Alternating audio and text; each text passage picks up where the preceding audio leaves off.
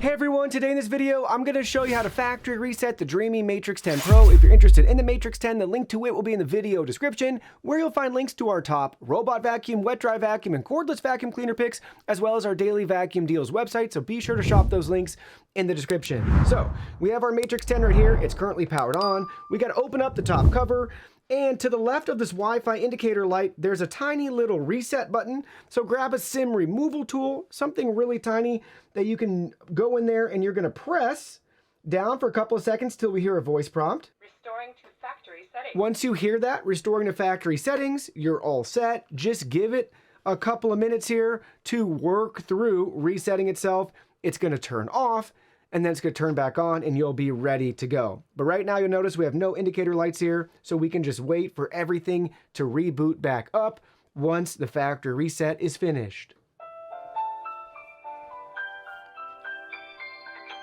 There's the startup sound and chime, the lights are back on, everything's booting back up. It's simple and straightforward. 1 to 2 minutes max.